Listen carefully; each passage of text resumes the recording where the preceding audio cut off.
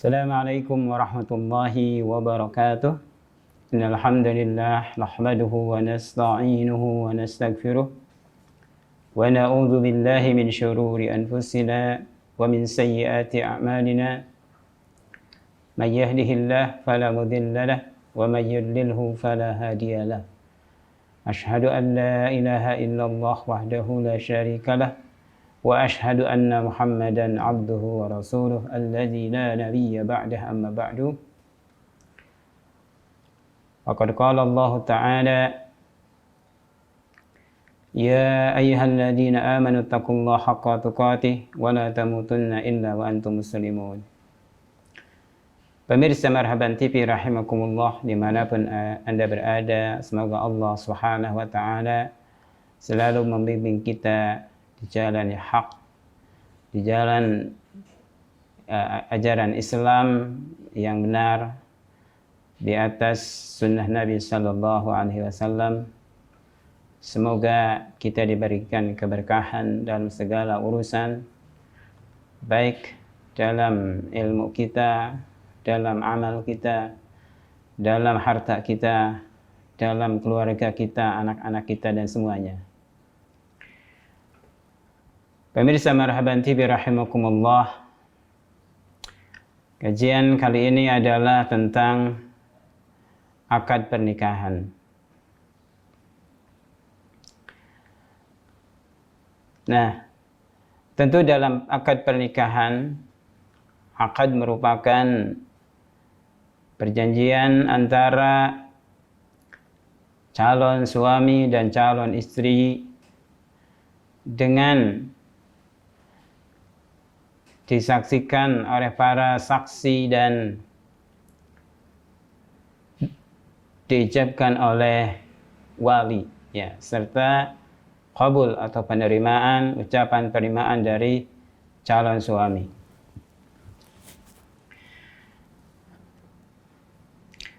Nah, tentu dalam akad pernikahan, ya, ini harus ada keridhaan dari kedua belah pihak.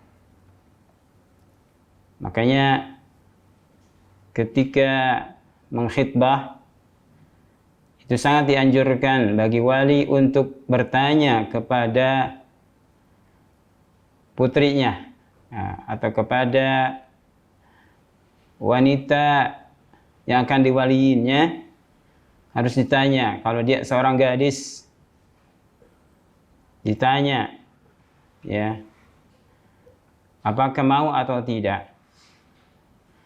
Begitupun kalau janda, nah, janda juga harus ditanya. Hanya kalau misalnya gadis tidak mau menjawab karena malu, maka tidak menjawabnya atau diamnya menunjukkan persetujuan atau penerimaan kepada calon suaminya.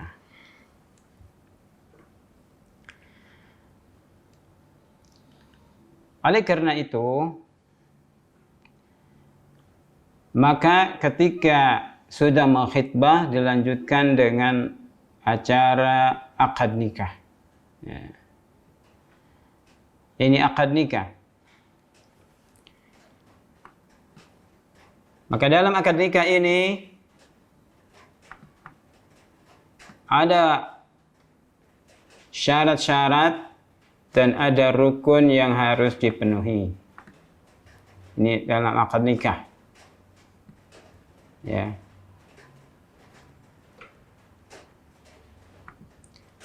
Ada syarat dan rukun yang harus dipenuhi.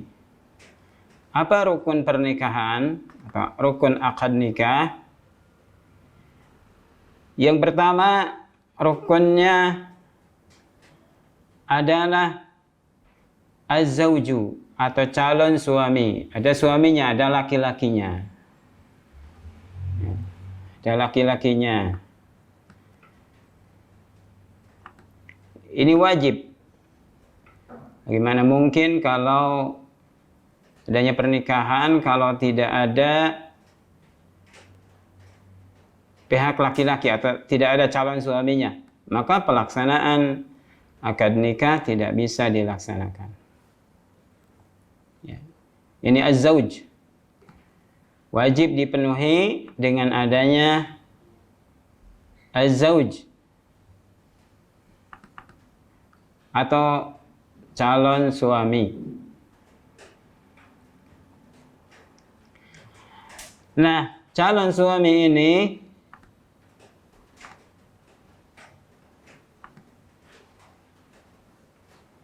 ini harus hadir. Ya, harus hadir dalam pernikahan, dalam akad nikah. Ya.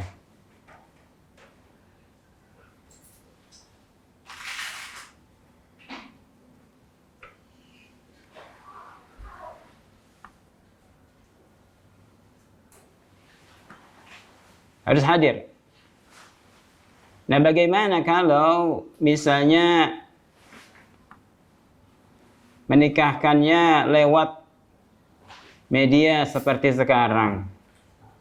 Ya.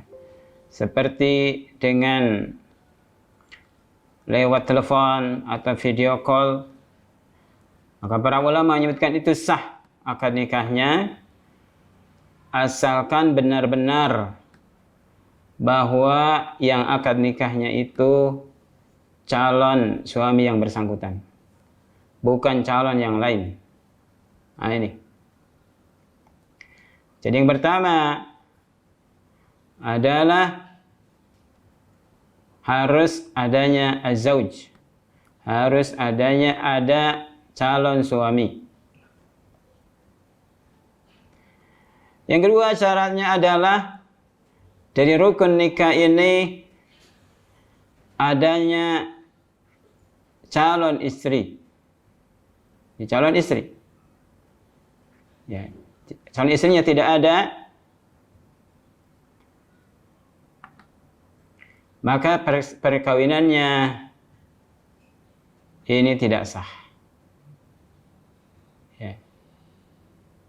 Ini tidak sah. Pernikahannya adalah tidak sah. Bagaimana akan dilaksanakan akad nikah sedangkan calon istrinya tidak ada?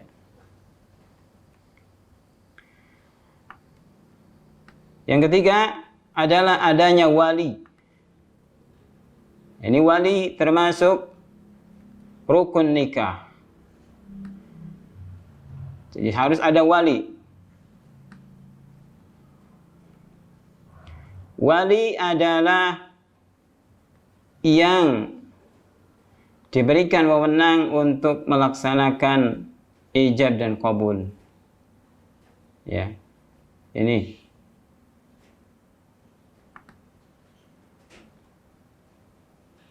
Diberikan wewenang untuk melaksanakan ijab wal qabul.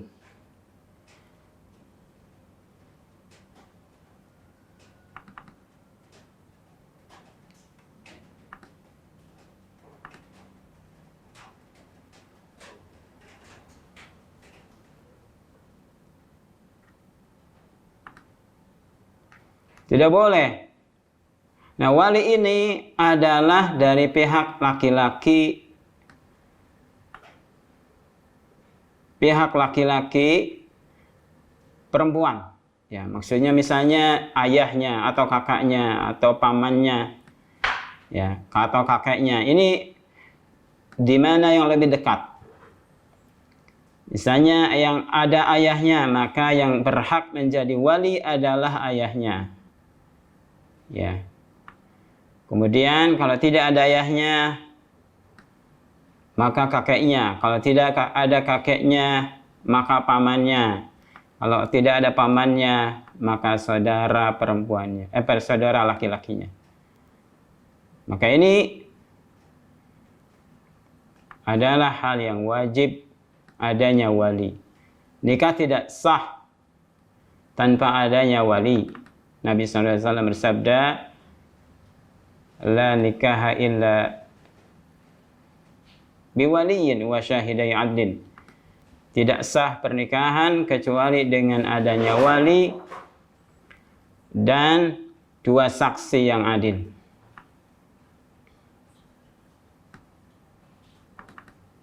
Dua saksi yang adil. Maka ini salah kalau pernikahan tanpa adanya wali. bahkan tidak sah. Nikah tanpa wali. Ya. Misalnya ada yang di kita disebut dengan kawin lari. Ya. Kawin lari. Ini tidak boleh. Ini tidak sah perkawinannya, nikah tanpa wali. Ya. Tidak sah.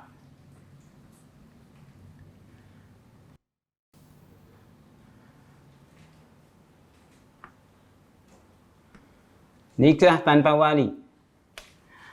Nah, keadaan wali ini harus laki-laki, tidak boleh perempuan. Harus balik. Walinya tidak boleh anak-anak.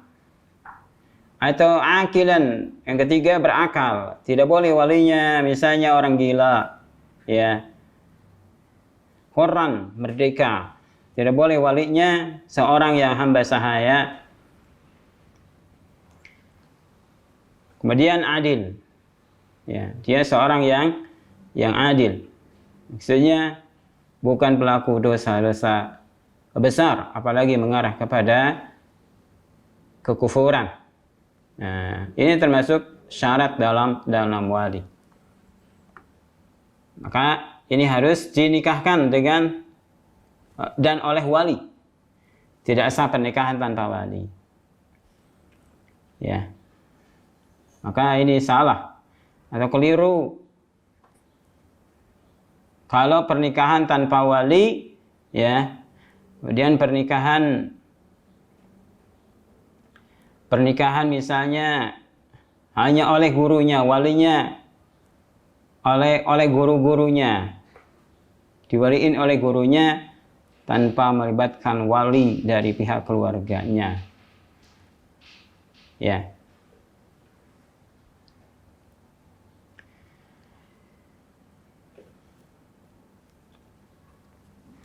Kemudian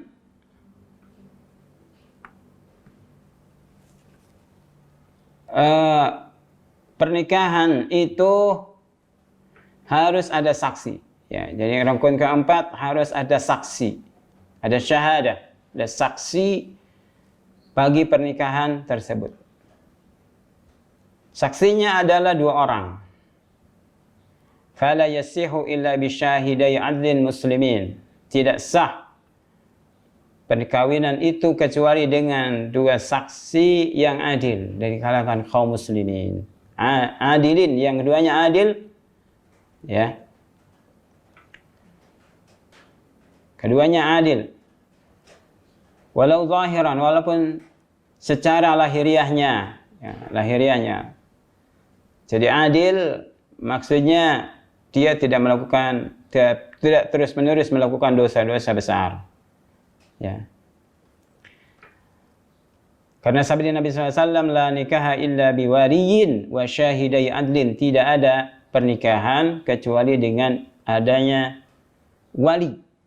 Kecuali dengan wali dan 2 saksi yang adil. Wa ma kana ghairu dzalik fa huwa batil. Maka apa yang selain hal itu adalah batil.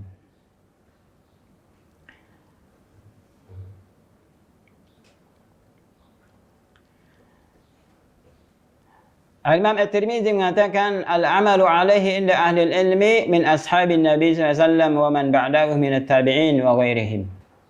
Qalu la nikaha illa bisyuhudin. Ya, mengamalkan atas hal itu menurut para ulama ahlul ilmi di kalangan para sahabat Nabi SAW dan orang-orang setelah mereka di kalangan tabi'in dan selain mereka, dan adalah mereka mengatakan tidak sah pernikahan tanpa adanya saksi. Ya.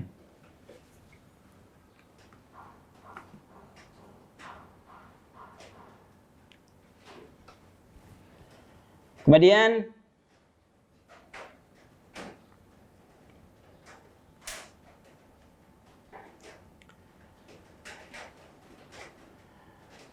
adanya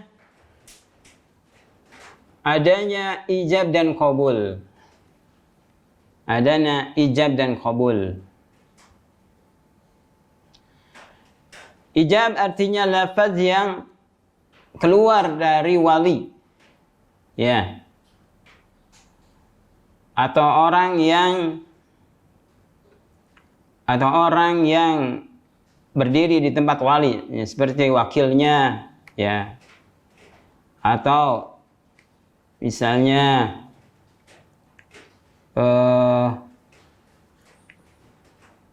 pengganti dari wali, misalnya kakeknya atau pamannya atau saudara perempuannya.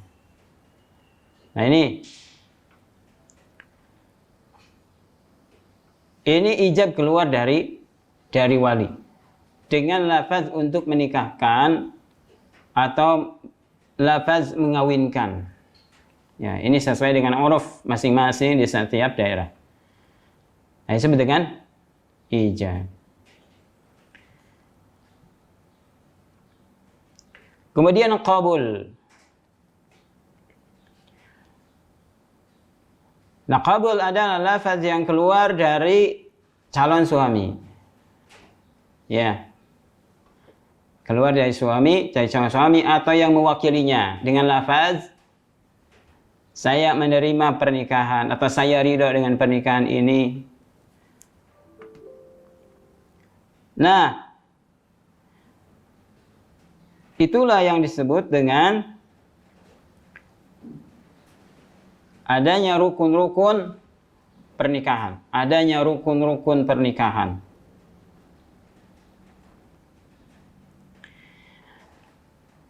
Jadi rukun nikah ada 4.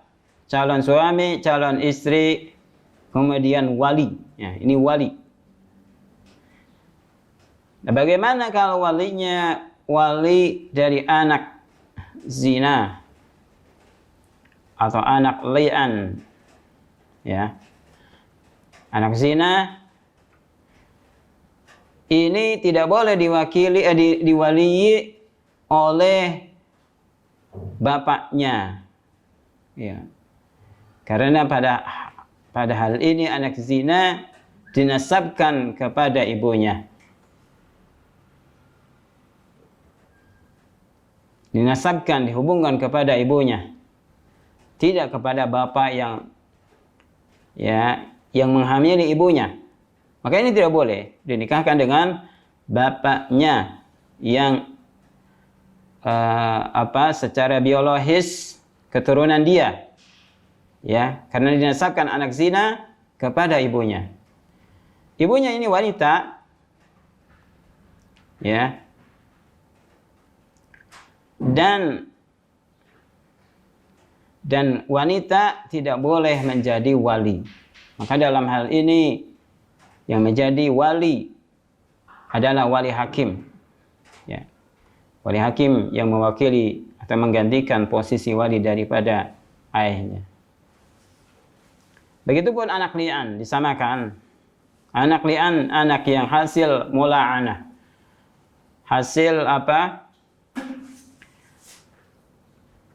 Hasil daripada saling melaknat antara suami dan istri. Saling melaknat, mula'anah. Maka ini termasuk hal yang walinya adalah wali hakim. Kemudian pemirsa Marhaban TV rahimakumullah, selanjutnya dalam perkawinan ini tidak boleh ada penghalang-penghalang yang menghalangi terjadinya akad pernikahan. Misalnya, tidak boleh ada dalam pernikahan ini hukumnya mahram. Apa itu mahram?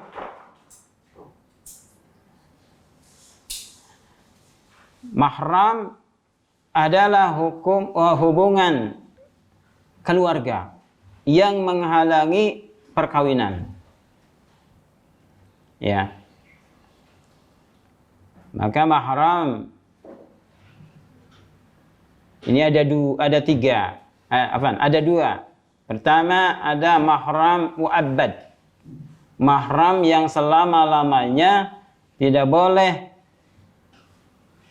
laki-laki dan perempuan tersebut dinikahkan dan menikahi dan dinikahkan, ini tidak boleh, ini haram.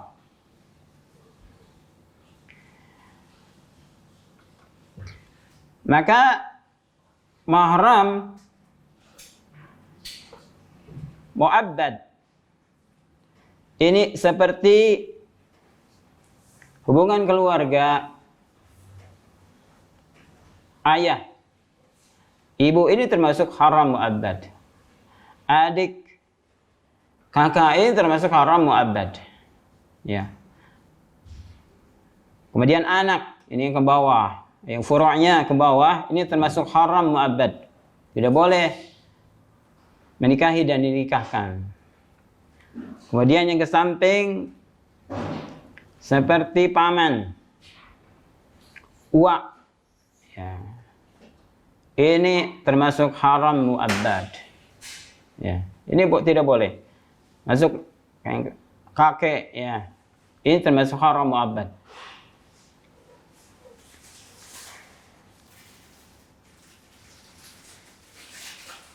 Maka tidak boleh menikahi dan menikahkan mereka. Ya. Termasuk dari perkawinan. Ini adalah ada hal atau mahram yang mu'abbad, yang selamanya tidak boleh menikahi dan dinikahkan. Lalu karena sebab perkawinan. Karena sebab perkawinan ini ada mahram mu'abbad. Ya, seperti orang tua istri atau orang tua suami. Bahasa kitanya mertua. Maka ini tidak boleh menikahkan dan nikahkan mertua. Ya, dinikahkan dan menikahkan mertua. Ini hukumnya haram. Demikian juga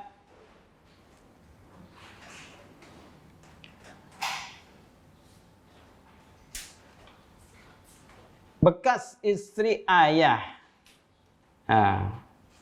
atau istri ayah, atau istri atau suami ibu kita. Ya, ini termasuk haram. Misalnya ayah kita menikah lagi, ya. Misalnya bercerai dengan istrinya, dengan ibunya, maka anaknya ini ketika menghadapi istri daripada ayahnya, maka dihukumi sebagai ibunya. Dan ini haram mu'abbad. Ya. Ini haram mu'abbad. Begitupun mertua, ini hukumnya haram mu'abbad.